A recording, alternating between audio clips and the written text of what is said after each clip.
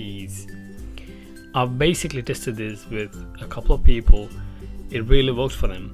One of them had a score below 50 and had stuttering issues, but when I introduced this format, he was able to get above 80. Isn't that fantastic? What I'm going to do today is to give away this strategy with one worked out example. Why not practice questions by following this format? I've given this strategy a name. It's called the 5-finger DR rule. DR obviously stands for Describe, Retell, Lecture. For those cricket fans out there, it sounds like DRS. Perhaps a good memory association there. After watching this video, let me tell you, the decision will be overturned. Hey PTE player, your score now stands at 90.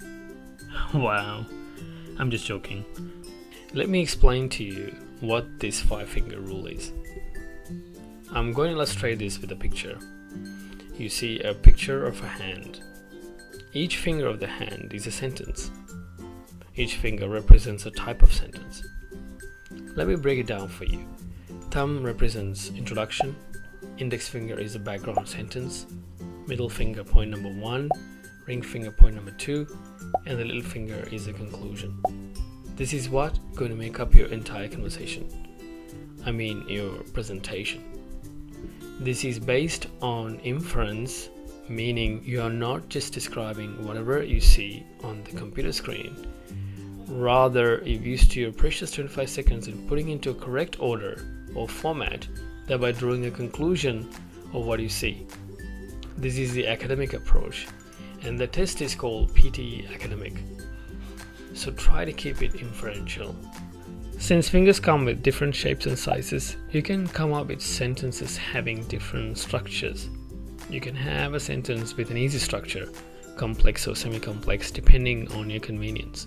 You can play around, literally. For DR, you stick to 5 sentences. Speak them clearly without pauses, up to 25 to 30 seconds. It is not a hard and fast rule to stick to 5 sentences. If you think you can add more, do it. But remember, with moderate pace, you can go up to 30 seconds. What happens if your sentences are very simple or having an easy structure? It won't make it to 25 seconds. So try to include complex structure as well. Now I'm going to illustrate you with an example. Let's take a bar chart. Let's try to use this DR rule for the example given below.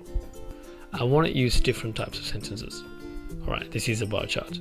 And this is how I will do it. This bar chart illustrates the number of cars sold in the month of January 2017.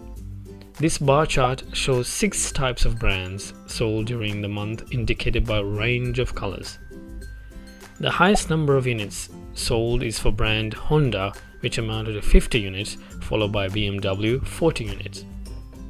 Interestingly, Mercedes has the lowest amount of sales in comparison to other brands, which was about 15 units.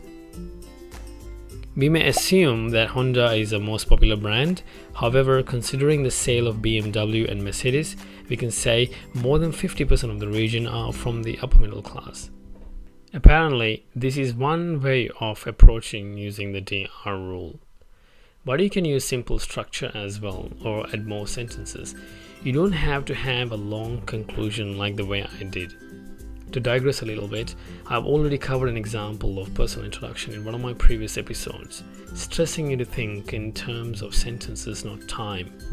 In summary, why do you use DR rule? DR rule helps you to stay focused rather than just blabbering whatever comes to your mind. It is an inferential, logical approach and helps you to speak naturally and with proper pace. Try to work on having a similar format like this. I hope this strategy works for you. And if it